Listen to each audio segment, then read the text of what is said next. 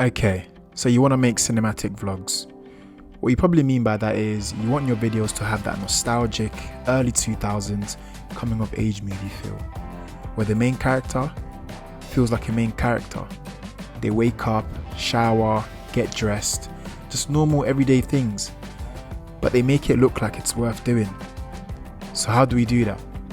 How do we take your daily vlog and give it that nostalgic, cinematic vibe?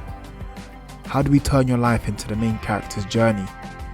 Well, it all starts with a few simple tricks. And trust me, it's easier than you think. First and foremost, welcome to Santo's world. Do what you need to do, make yourself comfortable, and let's get into this video. When it comes to your vlogs having that movie look, it's very important that you're shooting with the right camera settings. Now, the reason I say that is because if you're shooting with the wrong camera settings, it can take the viewer out of the scene. They may not be able to tell what is wrong with the video, but they can definitely feel that something's off. So the first thing that you're going to want to do right is to make sure that you're shooting at 24 frames per second. And don't forget the 180-degree shutter rule. So your shutter speed should be set at either 1/48 or 1/50, depending on what your camera allows. This will give you the most natural motion blur for that movie look. Now, if you're shooting on iPhone, then I would recommend either shooting in cinematic mode, so you can actually make changes to your aperture, or to download a third-party app like the Blackmagic app, because that will give you more flexibility in terms of making changes to the camera settings. Lastly, I shoot in S-Log2 for that added dynamic range. I would shoot in S-Log3, but I'm shooting on a Sony a7 III, so I can only do 8-bit, and 8-bit cameras don't do really well with S-Log3. But remember, you don't always have to shoot and log. Sometimes you don't need to shoot and log. For example, in low light conditions, you'd want to stay away from shooting and log unless you have a really good camera, because otherwise it's just not going to work. Now, lighting is probably one of the most important ones that you need to make sure you're getting right, because if you don't have that right, your footage probably looks grainy and underexposed, and all those are things that you just don't want in your video. So first of all, you're going to want to make sure that your video is actually just well lit. You don't necessarily need any sort of lighting equipment, but the bare minimum that you need is to make sure that you have enough natural lighting. Okay, so now that you've got a hang of exposing correctly, it's about knowing how to shape lighting and how to manipulate it in ways that you can tell a story. Now, in most situations, in order to create depth, you're going to want to place your camera on the shadow side of your subject. And if you're using lighting equipment, just make sure that the light actually has some sort of motivation. Your audience needs to subconsciously know and understand where that light is coming from. So if maybe there's light beaming one side of the face, then it could be maybe because the light is coming from a window.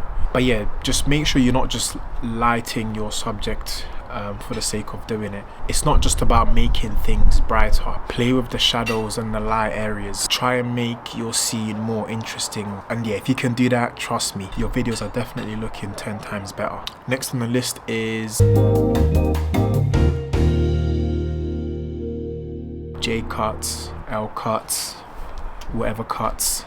Just make sure you're adding variation. Try and tell a story with the pacing of the editing as well. So for example, if there's a scene where you need to build more tension, make the cuts a little bit slower. If maybe there's a sense of urgency that you need to build, then make the cuts a little quicker. Just be intentional with the editing and have a purpose in mind when you're editing your video. Even whilst you're shooting, make sure you've got what kind of editing that you want in mind as well, because with some editing techniques, they'll require you to have shot in a certain way. For example, if you want to do match cuts and you haven't shot in ways where you can actually edit your video into match cuts, it's just not going to work. You're not going to be able to do it. And yeah, this last one is a simple one, but just add text to your videos. They make things look a lot better. They make it look more cinematic.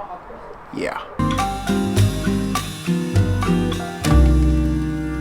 One thing that's not talked about enough is focal length and the choice of focal length. Now here, this is where you can make your shots look more interesting. You can add variation to your focal lengths, which will help you in terms of making the shots more interesting. But yeah, be intentional with your choice of focal length as well. Try and tell a story that reflects the story that you're telling. For example, if you want to show that a character is feeling claustrophobic, you might use a tighter focal length. That way the image is compressed and you can actually show that sort of claustrophobic feeling. Or if maybe you want to show that your character is feeling lonely, you could actually use a wider lens and show the open space around your subject, and that will create a sense of loneliness as well.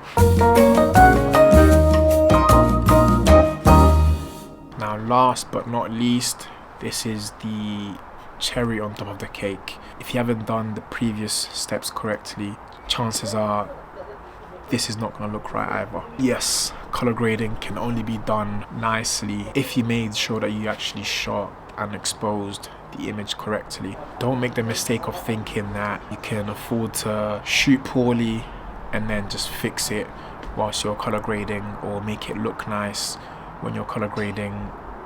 9 times out of 10 you're gonna find that you messed up.